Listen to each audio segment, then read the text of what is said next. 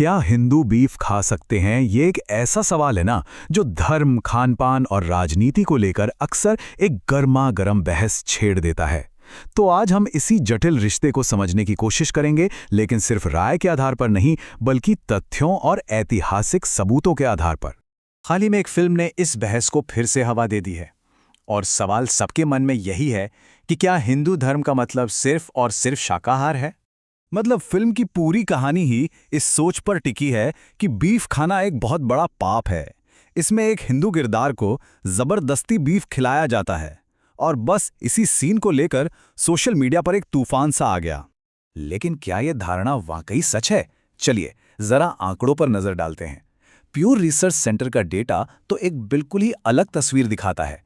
भारत में आधे से ज्यादा यानी 56% हिंदू मांसाहारी हैं, और तो और हैरान करने वाली बात यह है कि 45% ब्राह्मण भी मांसाहारी हैं। तो फिर यह विचार आया कहां से कि एक सच्चा हिंदू केवल शाकाहारी ही हो सकता है?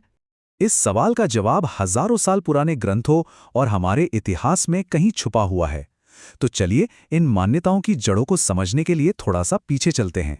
आप देखिए, दिलचस्प बात यह है कि इसका जवाब कोई सीधा साधा नहीं है, क्योंकि हमारे ग्रंथों में ही विरोधाभास देखने को मिलता है। जैसे महाभारत में भीष्म एक तरफ युधिष्ठिर से कहते हैं कि अहिंसा ही सबसे बड़ा धर्म है, लेकिन फिर उसी बातचीत में वो मनु का हवाला देते हुए कहते हैं कि मंत्रों से पवित्र किया गया मांस शुद्ध होता है। तो सोचिए, एक ही ग्रंथ में दो अलग अलग बातें। इससे साफ है कि प्राचीन ग्रंथों में खाने पीने को लेकर कोई एक ठोस नियम नहीं था। व्यास संहिता जैसे प्राचीन ग्रंथ मांस पर पूरी तरह से रोक नहीं लगाते, बल्कि वो तो अलग अलग जातियों के लिए इसके सेवन के खास नियम बताते हैं। मतलब बात खाने या ना खाने की नहीं थी, बल्कि सही तरीके और सही अनुष्ठान के साथ खाने की थी। और ये बात सिर्फ आम लोगों तक ही सीमित नहीं थी। हमारे पूजनीय देवी देवताओं के आहार को लेकर भी कई प्रमाण मिलते हैं। स्वामी विवेकानंद ने अपनी किताब में इसका जिक्र किया है। यहां तक कि वाल्मीकि रामायण में एक प्रसंग है जहां सीता जी गंगा नदी से मन्नत मांगती हैं कि अगर वो सुरक्षित वापस आएं तो उन्हें मांस, चावल और शराब के 1000 मटके चढ़ाएंगी। महाभारत के द्रोण पर्व में अर्जुन की एक प्रतिज्ञा इस बात को और भी साफ कर देती है। वो कहते हैं कि अगर वो जयद्रथ को नहीं मार पाए तो उनका वही हश्र हो जो देवताओं को भोग लगाए बिना खीर या मांस खाने वालों का होता है। मतलब पाप मांस खाना नहीं था, पाप उसे बिना विधि विधान और अनुष्ठान के खाना था। तो सवाल उठता है कि अगर ग्रंथों में मांस खाना इतना सामान्य था तो फिर ये सब बदला कैसे? हिंदू धर्म का एक बड़ा हिस्सा पूरी तरह से शाकाहारी कैसे बन गया? इस ऐतिहासिक बदलाव के पीछे कुछ बाहरी प्रभाव भी थे। इसकी कहानी शुरू होती है लगभग 5वीं शताब्दी ईसा पूर्व में, जब जैन और बौद्ध धर्म का प्रभाव बढ़ा। इन दोनों धर्मों ने अहिंसा पर बहुत जोर दिया। तो उनके बढ़ते प्रभाव का मुकाबला करने के लिए कुछ हिंदू समुदायों ने, खासकर ब्राह्मणों और व्यापारियों ने, शाकाहार को एक नैतिक अधिकार और सामाजिक प्रतिष्ठा का प्रतीक बना लिया। तो ये तो हुई इतिहास की बात। अब देखते हैं कि ये ऐतिहासिक रुझान आज के भारत में हमारे समाज और हमारी राजनीति में कैसे दिखाई देते हैं। Doctor B.R. अम्बेडकर ने इस बात पे बहुत जोर दिया कि कैसे भोजन और ख़ास तौर पर बीफ का इस्तेमाल जातिगत भेदभाव को बनाने और उसे लागू करने के लिए एक हथियार के तौर पर किया गया। प्यूर रिसर्च का ये डेटा जैन धर्म के गहरे असर को बिल्कुल साफ दिखाता है। जहां 92% जैन शाकाहारी हैं, वहीं हिंदुओं में यह आंकड़ा 44% है।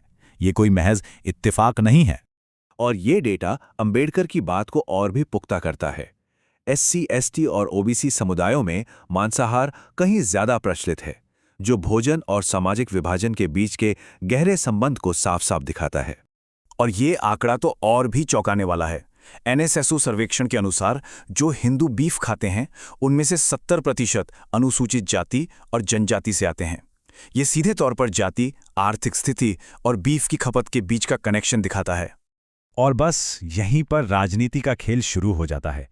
बीफ के मुद्दे को एक राजनीतिक हथियार के रूप में कैसे इस्तेमाल किया जाता है, इसका सबसे बड़ा उदाहरण एक ही राजनीतिक दल का अलग अलग क्षेत्रों में बिल्कुल अलग अलग रवैया है।